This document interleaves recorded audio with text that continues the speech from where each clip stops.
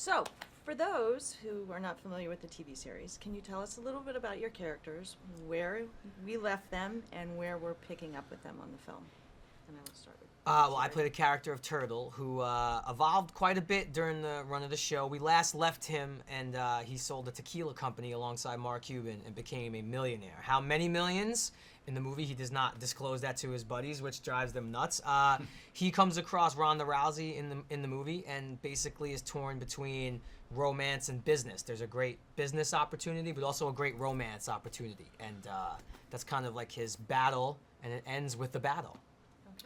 I play Johnny Drama, who's a struggling actor. He's had his ups and downs, but he's been plugging away for a long time. He's actually got an impressive resume. Last time we saw him, he was actually just finished up a movie that he was lucky enough to have his brother Vince put him in as a director, directed him in a movie, and he feels he did some pretty good work in this movie, maybe did some of his best work. Unfortunately, the studio executives don't feel the same and want to cut him out. So that's where we're at. Okay. So it's been a few years since all of you shot this together, all these characters.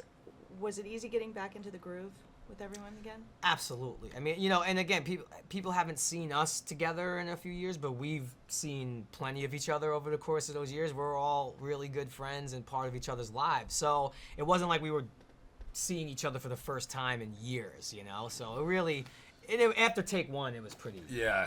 As soon as we started out with a walk and talk, and as soon as we started bouncing the dialogue off each other, we just fell back into it. I always watched, I watch a couple episodes before every season, and I did that before the movie too. Kind of helped me get the vibe back and get back to Johnny Drama and who he is and how nuts he is.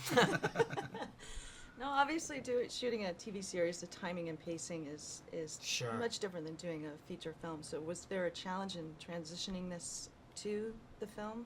I actually, look, I obviously I loved doing the TV show. I loved doing the movie because so often when you're doing a TV series, you know where your characters are starting, but you don't really know what those final episodes are going to be. So while you're shooting episode 1, 2, and 3, you have no idea where it's going. Where in the movie, you know where you're starting, you know what the middle is, and you know where it's ending. And that's a pretty powerful thing for an actor to have because it affects how you do some of the earlier scenes. I always felt like we shot it like a movie. Yeah. And but you're right, there is some differences. You could actually take little pauses we couldn't take. I remember I used to always try and sneak a comedic pause or a dramatic pause. Half-hour comedy, speed it and up. Doug would be like, no, we got to get it. We got to get it in there. We're running out of time. So now you're able to do that in the movie, which is always great for an actor. Now, can you mention the walk and talks? Can you go into a little bit about what these walk and talks are? Yeah, a walk and talk is kind of an Entourage signature. It's when you're walking maybe down the street or throughout this yacht, which we were doing on this, without a cut. So all the dialogue, you have to find the camera as you're walking. They would usually put Jerry and Kevin Connolly up front because they're a little shorter. Problems.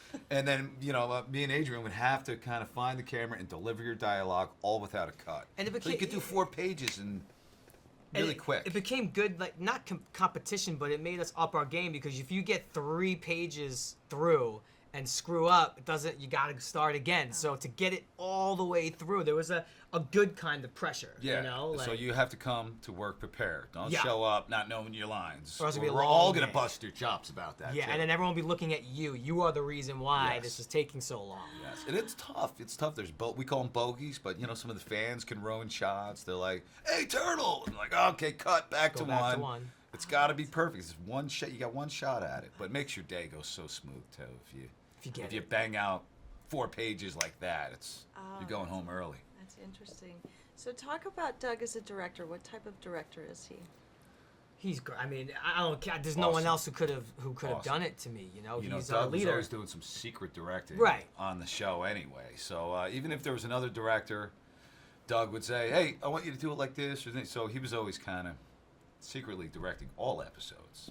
He just knows the characters so well. I do think that in each of us, there's a big piece of Doug Ellen too. I think each character, absolutely. Yeah, if you ask Doug, who are you most like? I don't think he'd be able to pick just one person. I think some of me is Turtle.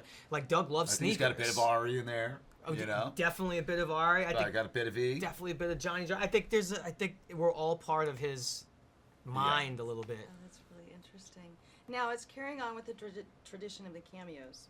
in the film. There was a lot of them. Did you have a lot of interaction with these, and was there improv involved since they would come on at any given time?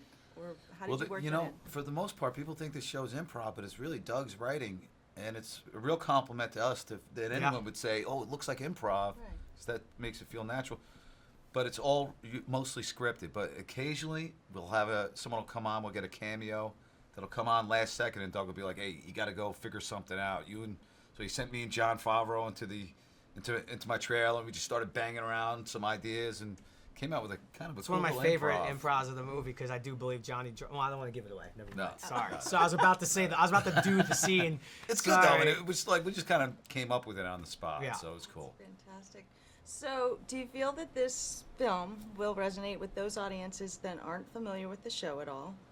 Absolutely. I think it was important for us that this film held itself on its own, so that you didn't have to see the show. And I think we did a little bit at the beginning to show who the characters are a bit. Yeah, there was an effort made to make this movie a standalone. So obviously there's cool callbacks for the fans of the show, but if you hadn't seen the show, this movie holds up on its own. And then you also, what I think the coolest part is, which I would love as a fan of something, is there's 96 episodes waiting for you when you walk out of the movie theater. So you have a built-in prequel, which I always want because I never want stuff to end. So I think it's cool. And if you go see this movie, It won't end. we're really proud of it. We think we made a great movie. And Yes. I would love to do a second one. I know Jerry would, sure. and the other guys. That's great. Well, hopefully there will be a second one. It's great. All right. Anyway, thank you so much. Absolute pleasure.